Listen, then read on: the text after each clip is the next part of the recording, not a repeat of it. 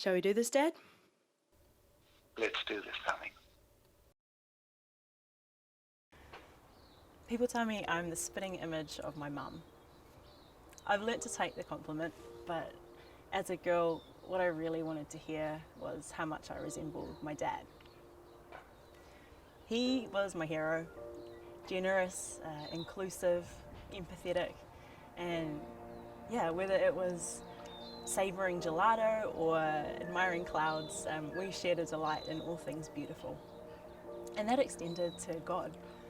I remember as a teen, I walked into the lounge early one morning and I found my dad there just singing passionately to Jesus. And over the years, it's a passion that I came to share, as did my mum, my brother, and my twin sisters. Some of my favourite memories of us are just sitting around the table singing in thanks to God, except for my brother who took up guitar. When I was in my third year at university, we made a discovery that pretty much ripped my family apart. It turned out that over the previous decade, my dad had damaged himself and my family in a number of significant ways. In the aftermath, my mum was deeply grieved. My brother and one of my sisters promptly forgave him and just avoided the subject. My younger sister came pretty close to driving herself and my parents off a bridge at one point. And I just wanted to make Dad hurt and feel something of the pain that he caused us.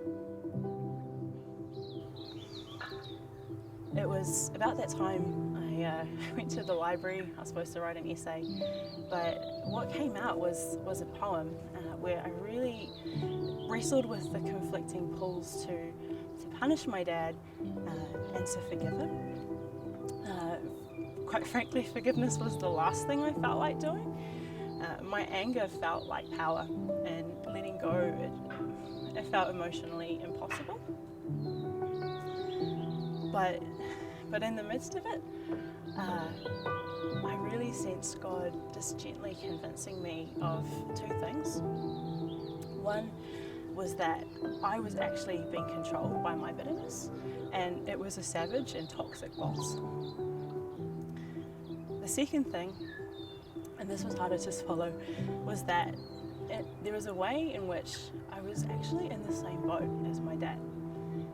I hadn't done what he had, but deep down I knew that I had betrayed God and disrespected other people in really serious ways. And despite that, Jesus had still suffered the most horrific death so that I could be forgiven and I could be reconciled with him. It took a while to get there, but I came to see that actually I had no moral high ground to look down at my dad from. And that realization, that really was the clincher for me. And with it, I remember just praying and being like, God, I need your help to forgive because I just don't have it in me. And I got to test that prayer a few weeks later when I met up with my dad for the first time since the news had broken. That night it's etched in my memory. We sat awkwardly in this red leather booth. I remember the sort of sick feeling in my stomach as I looked up and just asked, Dad, what happened? He was quiet for a bit, and then haltingly he shared his story, and there were no excuses given. I could see the remorse in his face. I could hear it in his voice. And when he finished, we sat silently and with pounding hearts and wet cheeks. I'd never seen him that vulnerable. And I knew that that was my moment. If I wanted to drive the dagger deep, I could do it then.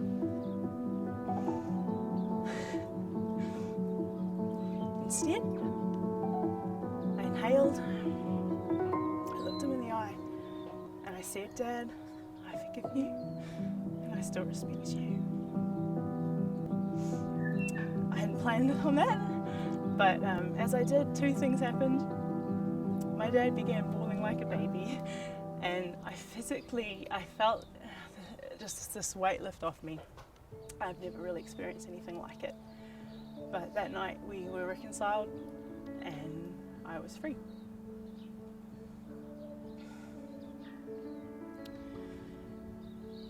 In the years that followed, my mum chose the redemptive path of forgiveness. And with professional help, with a lot of support from friends, with prayer, they continue to grow and to journey together. They're actually in a place where they're supporting other couples who are going through similar heartache. For me, as powerful as that night was in the booth, healing's been ongoing. I still get hit with waves of grief out of nowhere. My husband's gotten good at holding me while I cry. But despite it all, now my dad and I are closer than we were before. I love being with him. He walked me down the aisle when I got married. I can't wait for him to hold my babies eventually. And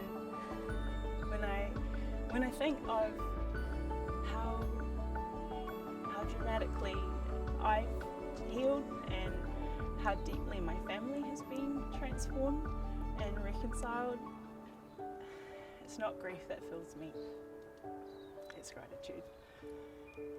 And I give thanks to Jesus for it.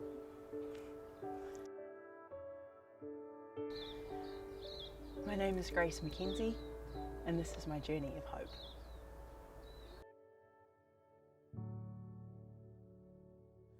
The Lord has promised good to me. His word, my hope, secure.